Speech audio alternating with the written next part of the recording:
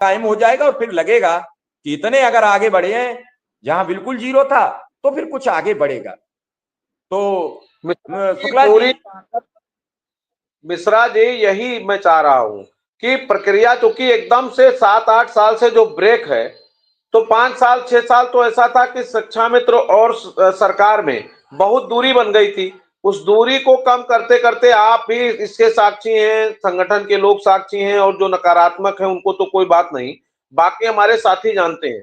धीरे धीरे समन्वय स्थापित हुआ। आज की स्थिति है कि उत्तर प्रदेश सरकार के मंत्री, उत्तर प्रदेश सरकार के पार्टी के विधायक अब ये बात मुख्यमंत्री से कह रहे हैं। जैसे कि अभी माननीय रामकृष्ण भार्गव जी गए और उन्होंने अपने नैमिष की बात के साथ साथ शिक्षा मित्रों की बात की, तो उन्होंने कहा कि हमने बैठक कराया और हम देख रहे हैं उसको जल्द कराएंगे। तो बिल्कुल, लेकिन हम संगठन की तरफ से कोई ना डेट दे रहे हैं, ना कोई समय दे रहे हैं, और ये समय और डेट तब निर्धारित होगा जब कुछ हो जाएगा। उसके बाद हमको ये बस केवल हमारा प्रयास है, संगठन की प्रयास है कि अपनी बात को सभी के पटल पर, अधिकारियों, कर्मचारियों, नेताओं और माननीय मुख्यमंत्री जिन प्रतिनिधियों के, मुख्यमंत्री जी के स्तर तक हमारी बात जानी चाहिए, और लगातार उस पर हम काम कर रहे हैं। और हमारा एक एक साथी काम कर रहा है और पूरी यूनिटी और पूरी ताकत के साथ हम लोग काम कर रहे हैं, और ये चाहते हैं कि प्रतिदिन हमारी बात माननीय सदन तक जाए, मुख्यमंत्री जी तक जाए।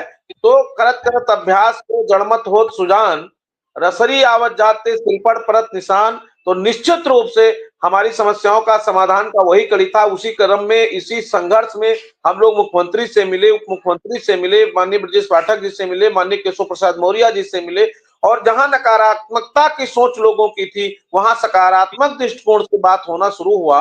तो निश्चित रूप से, लेकिन सब्र का इम्तिहान बहुत खराब होता है, और वो प्रतीक्षा जब करने लगे किसी बात की तो उसमें बड़ा दर्द होता है। और हमारे भाइयों बहनों को काफी दर्द है। हमारे एक एक साथी रोज हमारे बीच से जा रहे हैं। ये बड़ी लंबी पीड़ा है, इसको सरकार को गंभीरता से लेकर के और शीघ्र ही शीघ्र इस पे न्याय निर्णय देना चाहिए। और उम्मीद है, जैसा कि डीजी मैडम ने आज बताया, उस हिसाब से प्रमुख सचिव जी ने भी कहा था, चुनाव से पहले भी कहा था, चुनाव आदर्श आचार संहिता समाप्त होने के बाद भी वो कह रहे हैं। तो कुछ चीजें जल्दी हो जाएंगी और कुछ चीजें माननीय मुख्यमंत्री जी के निर्णय के बाद होंगी। बिल्कुल, हम एक छोटा सा सवाल विक्रम सिंह से पूछने फिर आएंगे आपके पास। विक्रम सिंह, शुक्ला जी की आज मुलाकात हुई है, शुक्ला जी ने कई चीजें रखी हैं और उन्होंने कहा, आज जब वो बात कह रहे हैं तो अनुदेशक शिक्षा मित्र की बड़ी ताकत से बात कह रहे हैं, कुछ भला जल्दी होगा। सर, आपका बहुत बहुत आभार, और बड़े भाई आदरणीय शुक्ला जी को भी सादर प्रणाम। बिल्कुल सर, बातें सही है। कल भी डीजी मैडम की मीटिंग हुई है, परसों भी डीजी मैडम ने मीटिंग किया है। जब से माननीय बेसिक शिक्षा मंत्री जी के साथ प्रमुख सचिव सुंदरम सर और डीजी मैडम की बैठक हुई है, तब से लगातार अनुदेशक शिक्षा मित्रों का प्रकरण काफी प्रभावी ढंग से चल रहा है। कुछ चीजें से जल्द उसके शासनादेश होने जा रहे हैं, ऐसी सूचनाएं मिली है। तो कहीं ना कहीं चीजें अच्छी चल रही है, थोड़ा धैर्य के साथ इंतजार करना पड़ेगा।